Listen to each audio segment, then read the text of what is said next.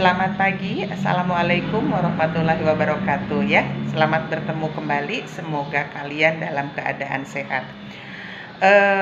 Sebelum kita mulai ya, mari kita membaca basmalah, bismillahirrohmanirrohim, dan jangan lupa nanti kamu mengisi absen. Kita masih akan melanjutkan materi minggu lalu mengenai komunikasi kantor. Maaf ya. Jadi kita masih akan melanjutkan materi kemarin, yaitu mengenai komunikasi kantor. Nah, tujuan pembelajaran kita ini adalah selain mengetahui atau kalian tahu ya mengenai pengertian komunikasi kantor, kamu juga dapat memahami etika komunikasi kantor ya. Nah, pada prinsipnya bahwa komunikasi kantor ini adalah komunikasi yang ada di dalam sebuah perkantoran.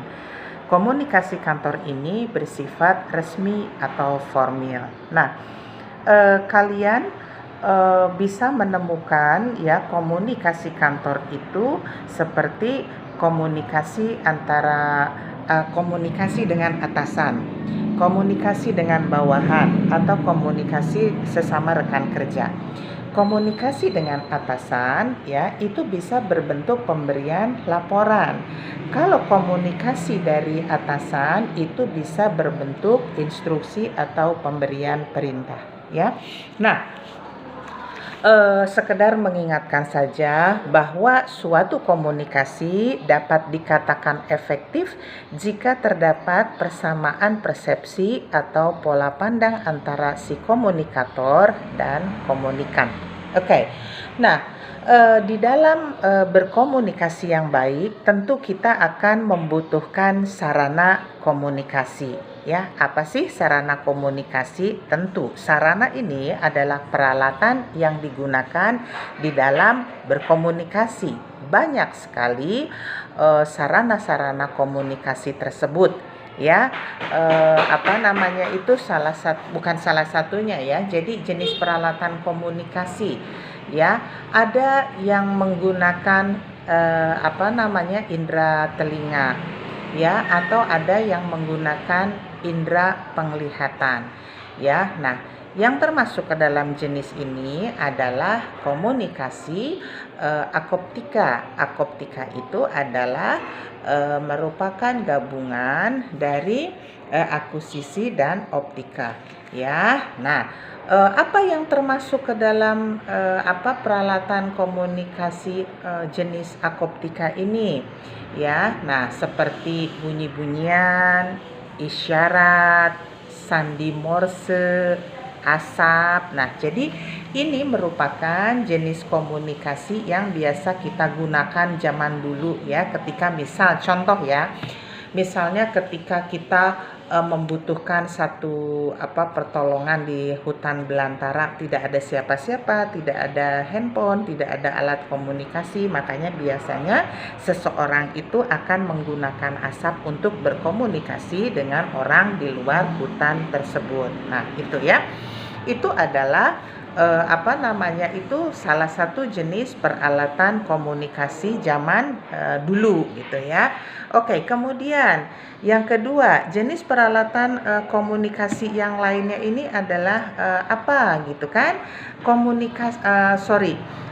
media cetak ya, jenis media cetak ini pun merupakan alat komunikasi ya. Media cetak ini contohnya adalah koran, kemudian majalah, kemudian bisa pengumuman, itu adalah sarana komunikasi juga. Kemudian selain itu ada juga sarana atau peralatan komunikasi berbentuk elektronik.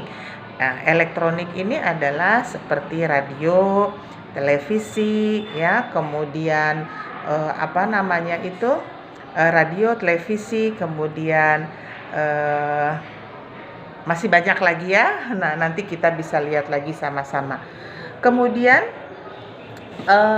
tujuan atau fungsi dari peralatan komunikasi ini, satu adalah untuk mempersingkat waktu di dalam penyampaian pesan ya. Nah, kamu bisa bayangkan ketika seseorang misalnya keluarga di Surabaya ingin berkomunikasi dengan keluarganya di Cilengsi.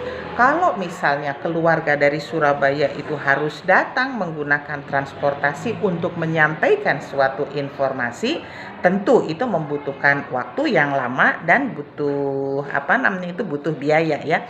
Oleh karena itu salah satu fungsi dari peralatan komunikasi ini adalah mempersingkat waktu di dalam penyampaian pesan. Kemudian yang kedua adalah mempermudah penyampaian pesan. Jelas ya, kalau tadi ada keluarga dari Surabaya ingin berkomunikasi dengan keluarganya di Cilengsi, jadi akan lebih mudah kalau menggunakan salah satu salah satu peralatan komunikasi ya. Nah, jadi sarana komunikasi ini memang sangat dibutuhkan ya, apalagi di era globalisasi seperti ini, sehingga semua kepentingan perkantoran atau bisnis bisa berjalan dengan lancar ya. Mungkin itu saja ya, mungkin video ini sangat singkat, tetapi Miss sangat mengharapkan kamu bisa menangkap inti dari penjelasan Miss. Semuanya sudah ada, sudah disampaikan atau ada ya di dalam LKS. Oleh karena itu mari kita